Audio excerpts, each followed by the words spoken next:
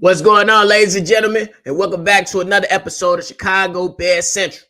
On today's episode, I'm going to go ahead and let y'all know how the Chicago Bears can improve their red zone offense, goddamn, because we know it ain't been that good.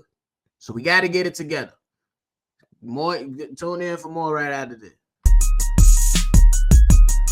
You are now tuned in to Chicago Bears Central. All right, y'all. So welcome back to another episode of Chicago Bears Central. Y'all know I'm here holding it down for y'all daily episode today.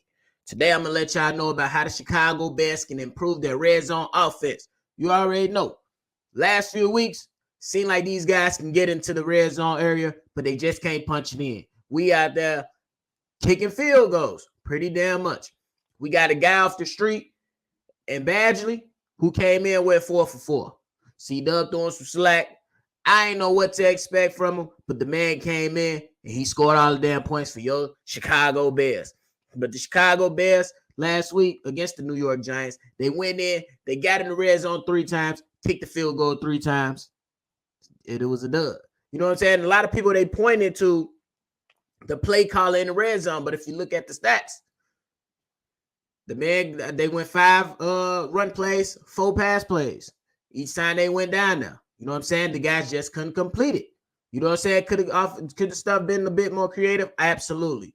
But, you know what I'm saying? Just looking at some of the comments that's coming from the team, some things that was said from Matt Eberflus is that the things that they're doing in practice just have to translate into the games, saying that it's been good in the red zone practices. He said we got good schemes down there. It just has to translate to the game now. And that's rightfully so, bro.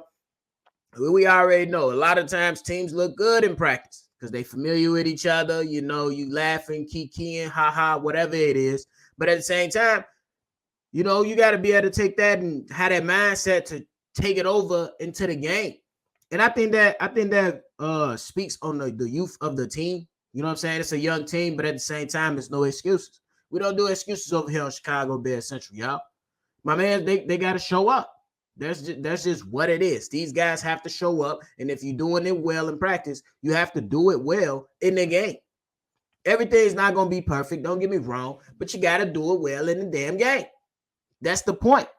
Because if you get into the red zone 3 times against the New York Giants, let's just say you score twice. That's 14 points. Plus the field goal, that's 17 points. And then you get your guy to kick an extra the 1 field goal because he made 4 on the day. That's your 20 points right there. Let's say if they go 100%, that's 21 points plus the guy's field goal, the 1 left field goal, because the 4 scoring opportunities, that's 24 points. You put yourself in a better position to win that game. And I don't think a lot of people, they might be, they got to score. But what does scoring do? Obviously, it wins the game, right? But it also pulls momentum while you're on the road. While you're on the road, you still taking momentum from the other team. You know what I'm saying? So these guys got to do better. So that was some comments from rookie tackle Braxton Jones. He basically said that success in the red zone ultimately comes down to every player executing their assignment, and rightfully so. Because on one of the plays, Dante Pettis, he didn't get separation. So Justin Fields, in my mind, threw it away. Then on another play, I guess they always running go routes. Darnell Mooney, he running a route that he ran last year.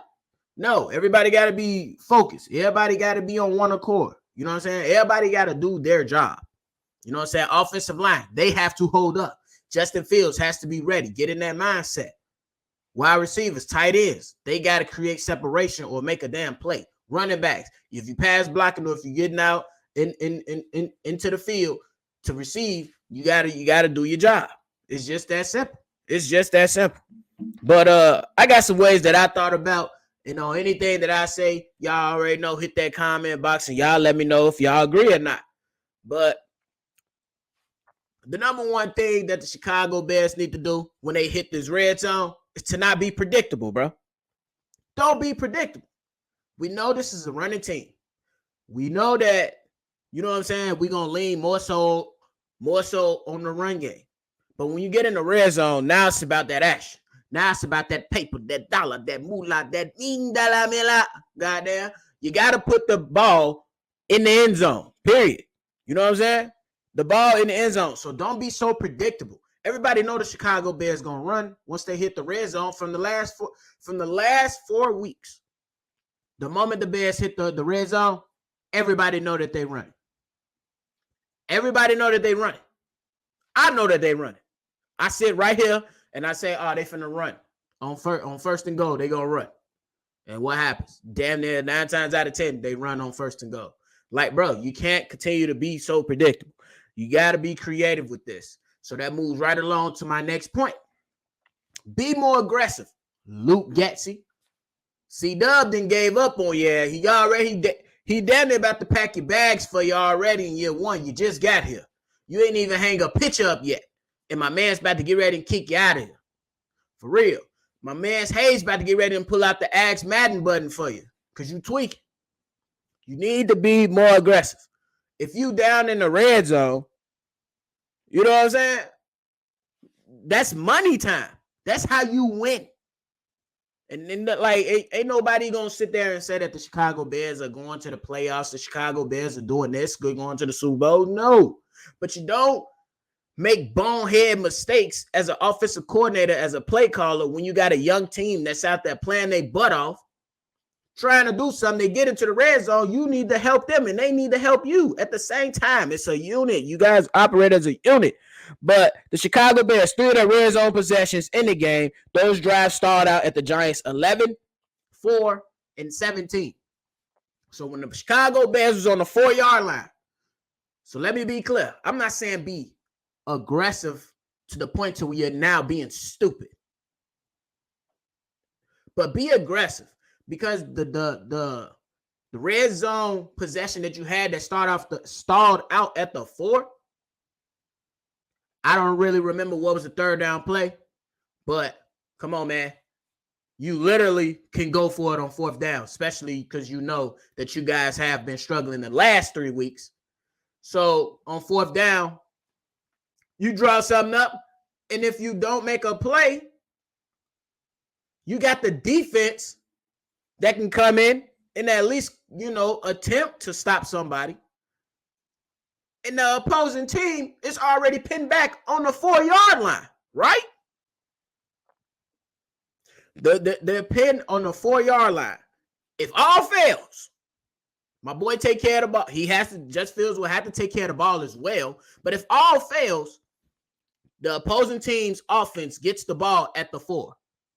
That's better than getting the ball on the 25. That's better than getting getting another shot at it if they get a good kick return at the 30 or the 40. Whatever. So in that, also out of the stuff that was stalling out at 11 on the 11-yard line and the 17-yard line, I take the points. Cool. But if you that close on the 4, bro, on the 4 to give your team some confidence, you take that shot. I don't care about no analytics. I'm not going into that. I'm just going right here in between the eyes. Because if they go for it on 4th and they score, that's 7 points. Your defense feeling themselves. Your offense feeling themselves. A little bit. You got to be able to instill confidence in these guys. So that moves on to the next point. Do a better job executing your job. Period. Just mentioned a little bit earlier. Darnell Mooney, you can't be sitting up here missing assignments. Dante Pettis, you can't be dropping balls that come right into your face. You know what I'm saying? These guys have to execute the plan, man. And then moving right along. The obvious point and the most important piece of all this, I believe all of them are equally important. But one of the most important things is, bro, create some misdirection, bro. Why y'all talk all this damn speed up if you're not going to use it? Get some jet sweeps in here. Call some motions. Get the linebackers on the opposing team to think for 1 second. That 1 second can open something up for you. You got Equinemius St. Brown, who broke a big one against the Houston Texans. Not saying he could have broke another big one, but damn, a jet sweep could have been something. You know what I'm saying? If the teams are expecting you to run on the very first play in the red zone, Let's hit them with a bootleg. Let's hit them with something different, something that's not so, that's not so like not what we gonna expect. You know what I'm saying? Hit them with a screen, quick screen. Depending on the coverage, though, let's not be idiots. You know what I'm saying? And do what the Rams did. Continue to throw a screen and press coverage. It ain't happening. If you got good defensive backs and all that, it ain't happening. So give something to Justin Fields. Be like, all right, we're going to screen. But if they in this coverage, we're going to alert out of that and we're going to change the play. But then again, it goes back to the execution part of all of this. And then they just need to understand that everything doesn't have to be in the red zone. You should be taking chunks out of this. Let's say the red zone that starts at the 20. Let's just create plays. You know what I'm saying? But it can't just all be runs. Those are predictable. These teams are going to put 8 in the box. It's a condensed field now. You don't have to worry about nothing going over top, really. You gotta be able to just take chunks. You know what I'm saying? QB bootleg on the outside. Jet sweep going back on the opposite direction. Oh, screen right here. Oh, something creative, bro. Because, like, the touchdown that Justin Fields threw in week 1 against San Francisco to Equinami and St. Brown, that was creative. What the hell where has that been? Have we seen it? No, I can't even go. So, and the last and final thing is turn the 3s into 7s, damn it. Period. I've been saying it for weeks. Luke Gessie can put together a hell of a first drive. But everything after that, my man Hayes started edging up the Ask Madden button. The motherfucker coming. He edging it up to him like, bro, what are you doing? You know what I'm saying? So that's the things that Chicago Bears need to get better at. And those, in my opinion, those are the ways that the Chicago Bears can improve. They definitely can improve. Be more aggressive. Don't be predictable. Do a better job executing. Add some misdirection to the goddamn playlist in the red zone. And understand everything doesn't have to be towards the end zone. Not at that. You take chunks at this. And then finally, turn 3 into 7, damn it. So y'all let me know how y'all feel about all those. Y'all comment below. Let me know how y'all feeling, man. And yeah, we appreciate y'all tuning in to another episode of Chicago Bears Central. If you want more, hit us up collectively at chicagobearscentral@gmail.com. On Twitter, we are Shy Bears Central.